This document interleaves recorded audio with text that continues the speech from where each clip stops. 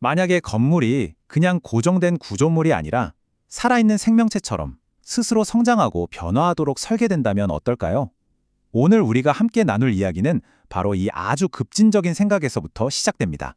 자, 배경은 2차 세계대전이 끝난 후의 일본입니다. 국가는 그야말로 전례 없는 경제 부흥을 겪고 있었고 그 중심에 있던 도쿄는 정말 정신없을 정도로 빠르게 팽창하고 있었죠. 이게 바로 당시 일본의 건축가 그리고 도시계획가들 모두가 마주했던 아주 근본적인 질문이었습니다. 미래가 우리가 계획하는 속도보다 훨씬 더 빨리 다가오고 있었거든요. 네, 맞습니다. 바로 이 혼돈, 이 혼란스러운 상황이 오히려 도시에 대한 완전히 새롭고 또 혁명적인 생각을 싹 틔우는 아주 기혹한 토양이 되어 주었습니다. 그리고 마침내 여기서 그 해결책이 등장합니다.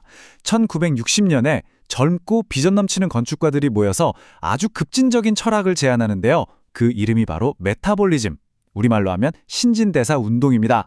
메타볼리즘의 핵심은 아주 간단한 생물학적 비유에서 나와요. 살아있는 생명체가 영양분을 먹고 노폐물을 내보내면서 성장하잖아요.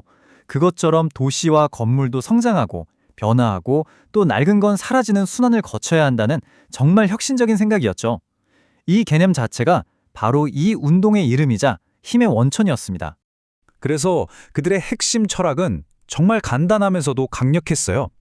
도시는 더 이상 돌덩이가 아니라 살아있는 유기체다. 그러니까 건물은 한번 지으면 끝나는 게 아니라 시간의 흐름에 맞춰서 계속 적응하고 변화할 수 있게 설계해야 한다는 아주 강력한 선언이었던 거죠.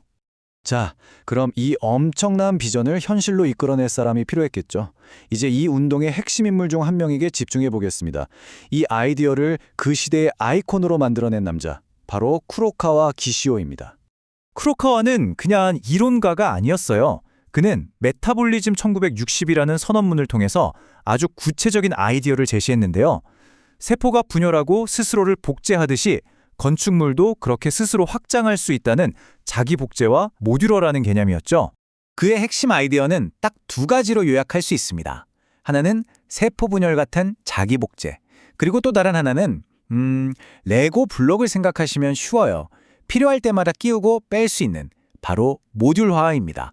이 두 가지가 새로운 건축의 청사진이 된 거죠. 자, 이제 추상적인 이론 얘기는 그만하고요. 이 대단한 아이디어들을 전 세계에 알린 실제 건물, 콘크리트와 강철로 만들어진 그 결과물을 보러 가시죠. 전체 모습을 보기 전에 안을 먼저 들여다볼게요.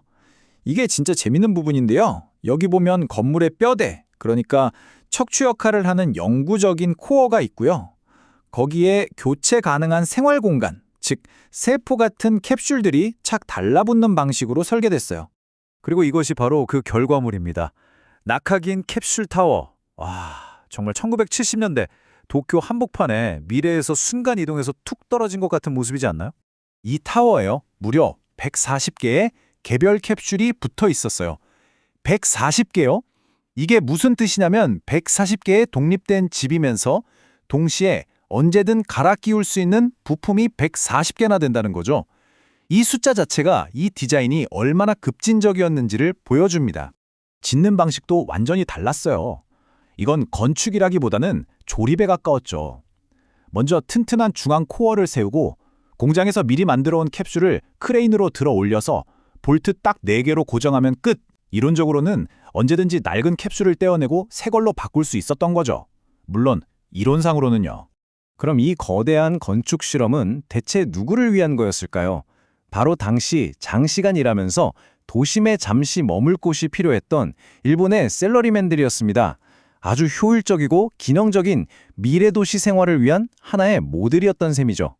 자, 이제 이야기의 마지막 부분으로 넘어가 볼게요. 과연 이 멋진 타워는 어떻게 됐을까요?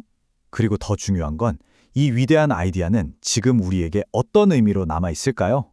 좀 안타까운 이야기지만 낡은 캡슐을 25년마다 새 것으로 교체해서 건물을 계속 새롭게 하려던 그 꿈은 끝내 이루어지지 못했습니다. 결국 이 상징적인 타워는 2022년에 해체되고 말았죠. 하지만 이게 과연 실패한 이야기일까요? 저는 절대 아니라고 생각해요. 건물 자체는 사라졌지만 그 안에 담겼던 아이디어는 오히려 지금 건축계의 표준이 됐거든요. 쿠로카와의 급진적인 실험이 오늘날 우리가 당연하게 생각하는 모듈러 건축의 시작이었으니까요. 어떻게 보면 그의 비전이 제대로 이긴 셈이죠. 한번 생각해 보세요. 모듈러 건축, 조립식 주택, 심지어는 데이터에 따라 스스로를 바꾸는 스마트 시티나 3D 프린팅 건축까지. 지금 우리가 사는 도시를 만들고 있는 이 모든 기술이 사실은 도시를 살아있는 유기체로 봤던 바로 그 메타볼리즘 철학의 후손들입니다.